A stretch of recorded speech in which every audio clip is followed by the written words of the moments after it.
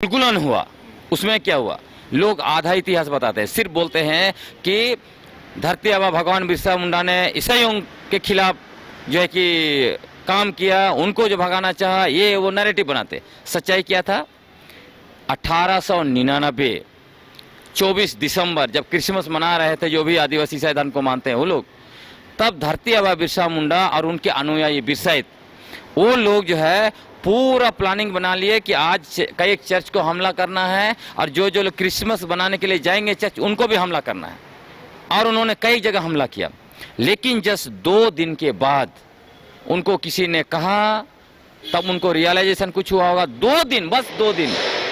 उसके बाद उन्होंने अपने अनुयायियों को बुलाया और मीटिंग किया और उन्होंने कहा कि अब हम लोग अपने मुंडाओं पर हमला नहीं करेंगे, चाहे वो कोई धर्म को भी मानता है, चाहे वो जो है कि ईसाई धर्म को मानता है या हिंदू धर्म को मानता है या सरना धर्म को मानता है, हम हमला नहीं करेंगे, या भले हमारा बिरसा धर्म को नहीं माने।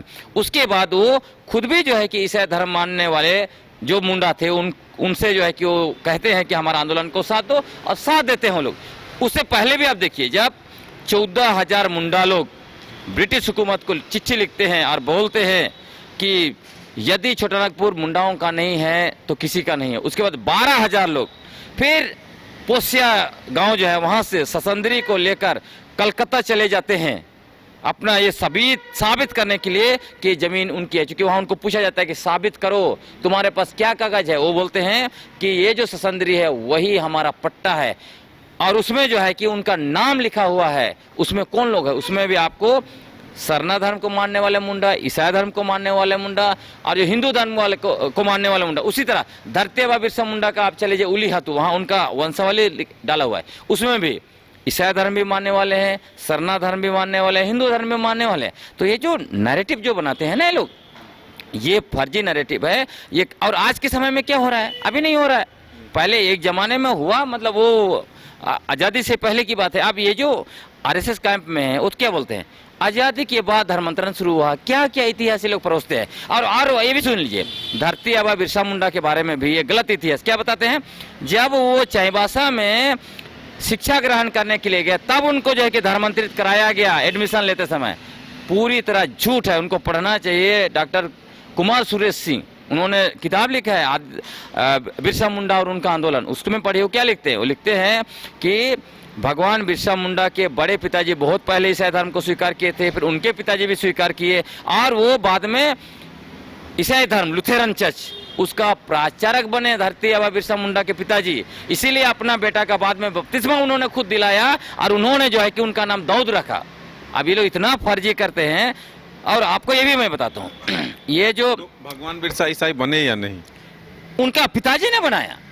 हाँ, और उसके बाद में क्या, उसके बाद में उन्होंने कब त्याग करते हैं, जब उनको ये जो सरदारी मूवमेंट होता है उसमें जो है कि उनको लगता है ईसाई लोग भी मिशनरी लोग हमारे खिलाफ हैं, तब पूरा परिवार अलग हो जाता है। उसके बाद वैष्णव धर्म को अपनाते हैं, वैष्णव धर्म छोड़ते हैं, चुटिया में जो है कि मंदिर में हमला करते हैं वो और उनके पूरा ग्रुप, सब इतिहास लिखा। उसके बाद आपको बताता हूँ, ये जो रूढ़ी प्रथा गाएंगे, अपने आपको बोलता है रूढ़ी प्रथा परंपरा, धरती आबा बिरसा मुंडा उन्होंने सबसे ज्यादा आलोचना की बोंगा प्रथा का। बोंगा प्रथा क्या था? जब गांव बसाया गया मुंडाओं के द्वारा, तब वहां पे सरना स्थल वगैरह बनाए गए, वहां पे हाथों बोंगा की पूजा होती थी। धरती आबा बिरसा मुंडा ने बोंगा प्रथा का जम के आलोचना किया और बोंगा प्रथा को छोड़ा। दूसरी बात, उन्होंने बलि प्रथा, ये लोग बोलता है ना कि जो ईसाई धर्म को मानता है वो बलि नहीं देता है, धरती आबा बिरसा मुंडा ने बलि प्रथा का जाम की आलोचना किया और छोड़ा। उनके आज उनके बिरसा जो है उनके अनुयायी वो बलि नहीं देते हैं। उसके बाद हड़िया का जम की आलोचना, उसको भी छोड़ा गया। तो इनके अनुसार तो फिर तो धरती आबा भी जो है कि, और उनके अनुयायी वो आदिवासी नहीं है, क्योंकि वो तो सरना धर्म को नहीं मानते, उन्होंने त्याग दिया। झारखंड में डिलिस्टिंग जरूरी है कि नहीं? डीलिस्टिंग आपको बता रहे हैं, जो लोग डीलिस्टिंग की बात कर रहा है ना, ये लोग बोलता है कि हम लोग रूढ़ी प्रथा परंपरा में हैं, बाकी ईसाई लोग जो है छोड़ दिया, इसलिए डीलिस्टिंग होना चाहिए। इनको खुद पूछिए ना, भगत जो है वो कौन सा उरांव समुदाय का कौन सा टोटेम है? भगत टोटेम नहीं है। इधर पूरा गुमला, उधर लोहरदगा, सब तरफ घूमिए, यही लोग जो चिल्ला रहे हैं डिलिस्टिंग, इनके घरों में जाइए, इनके यहाँ कुमार कुमारी देवी लिखा जाता है। क्या? आदिवासी उरांव समुदाय का टोटेम कुमार कुमारी देवी है। पूरब में चले जाइए, इधर बहुत सारे इधर मुंडा लोग, पूरब क्षेत्र का, मैं पश्चिम क्षेत्र का नहीं बोल रहा, पूरब क्षेत्र है, आप तमाड़ बुंडू आसपास कुमार कुमारी देवी सिंह लिख रहे हैं। ये क्या मुंडा टोटेम है? नहीं है। तो हमारा आदिवासियों का मूल जो है ना पहचान, वो मुंडा ये किल्ली और टोटेम है। आपने अपना किल्ली और टोटेम छोड़ दिया। आप मतलब किल्ली टोटेम क्या है, क्यों है, आपको बता रहा हूँ। हाँ, आप समझिए, किल्ली हम लोग बोलते हैं। जैसे मेरा डुंगडुंग है, कैसे पता चल गया मेरा? मान लीजिए खड़िया में हमारा नाव है, तो हमारे यहाँ कहा जाता है कि नाव टोटेम, नाव में से एक को छोड़ के बाकी से शादी करना है। आप अपना टोटेम से नहीं कर सकते।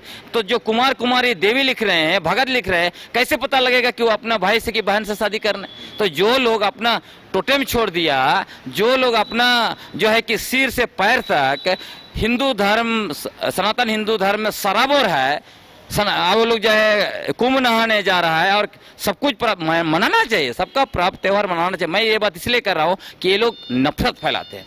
तो आप खुद सिर से पैर तक जो है सनातन हिंदू धर्म में वो सराबोर हैं और निशाना किसी को और को बनाएगा, ये नहीं होगा। तो ये लोग जो है आरएसएस और भाजपा के धांगर हैं। इनको आरएसएस ने जो काम दिया है कि आप जो है कि बीजेपी के लिए वोट जुटाओ और ताकि उन्हें 29 में सत्ता में आएंगे।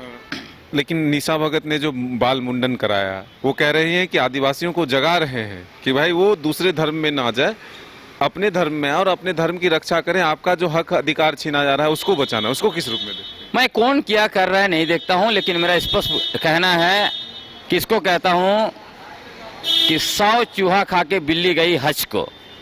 मतलब आपने अपने जीवन में सब जो करना था कर लिया, उसके बाद ये ठीक उसी तरह है जिस तरह से आपका आरएसएस नाखून भी नहीं कटाया और उनके लोग आज अपने को बहुत सबसे बड़ा देशभक्त बोलते हैं। उनका देखिए इतिहास, उन्होंने भारत के संविधान जो है उसको जलाया। आरएसएस का ये इतिहास है। आरएसएस का हेडक्वार्टर नागपुर में 52 साल तक तिरंगा नहीं फहराया और तिरंगा फहराने वालों पर केस किया। 3 लोग 13 साल तक जेल ये केस लड़ते रहे।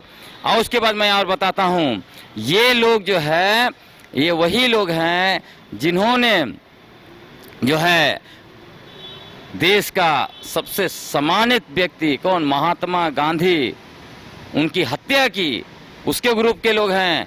तो ये लोग तो देशद्रोही ना, जो भारत का संविधान जला दिया उसको क्या बोलिएगा, उसको देशद्रोह बोलिएगा। तो ऐसे लोग, इनको देख लीजिए, 4 नाम बता दीजिए ना कि इन्होंने देश की आज़ादी के लिए लड़ा। और मैं बताता हूँ, ये लोगों ने अंग्रेजों की मुखबरी की, इन्होंने देशद्रोहियों के साथ सरकार बनाया। ये लोग देशभक्ति सिखाते हैं। तो ये लोग बिना नाखून कटाए देशभक्त बन रहे हैं। तो उसी तरह उनके यहाँ के धांगर जो हैं वो नाखून कटा के अपने आप को जो है रूढ़ी प्रथा का मालिक बनना चाहते हैं, आदिवासी का सर्टिफिकेट बांटना चाहते हैं। ये आदिवासी का सर्टिफिकेट बांटने नहीं दिया जाएगा। आखिरी सवाल है, झारखंड के लोग किसे सच्चा मानेंगे?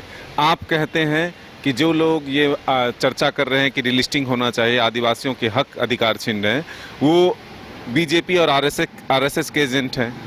आपको कहा जाता है कि आप ईसाई मिशनरी के एजेंट हैं। कौन सच है? मैं आपको बता रहा हूँ, मुझे साबित करे मैं ईसाई मिशनरी का एजेंट हूँ, उनको मैं साबित कर दूंगा। बताता हूँ, जब 2016 में तत्कालीन भाजपा सरकार के मुख्यमंत्री माननीय रघुवर दास जी ने लैंड बैंक बनाया, वहाँ राज्य भर के सरना स्थल, देसावली और जाहिर थान को डाला।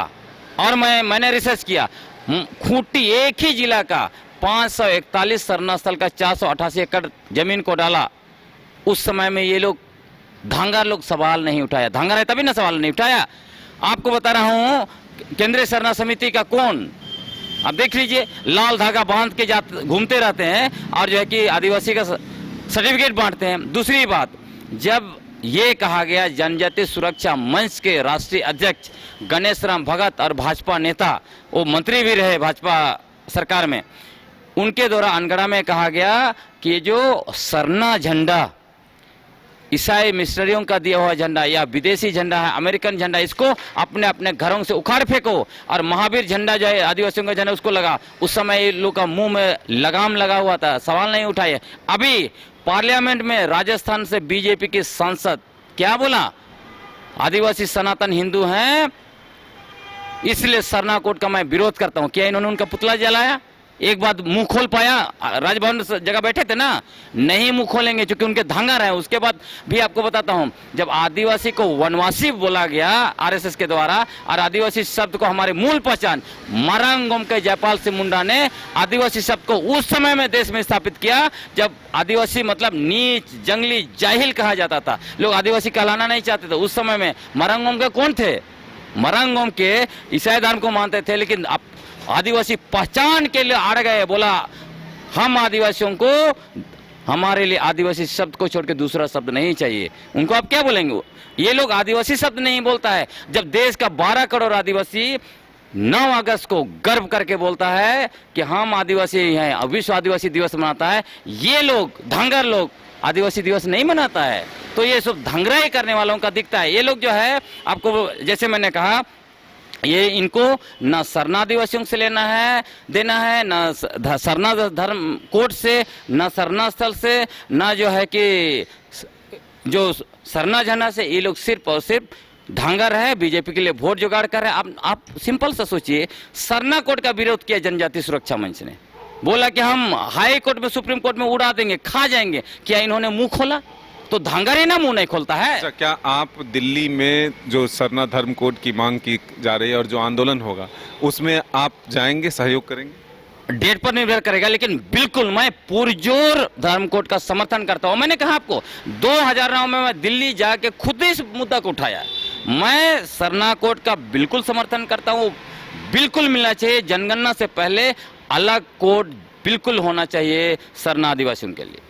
तो ये थे ग्लैडसन डुंगडुंग जी। कई सवाल थे जिसके जवाब हम तलाश रहे थे, वो तमाम सवालों के जवाब हमने अपने इस इंटरव्यू में रखा है। अब आप कमेंट ज़रूर करेंगे कि आपको कैसा लगा और आप क्या पूछना चाहते हैं, आप क्या जानना चाहते हैं, तो अगले इंटरव्यू में भी हम आप तक ज़रूर पहुंचाएंगे। अपने सहयोगी विकास के साथ Madan Singh, news bye scope, Ranchi.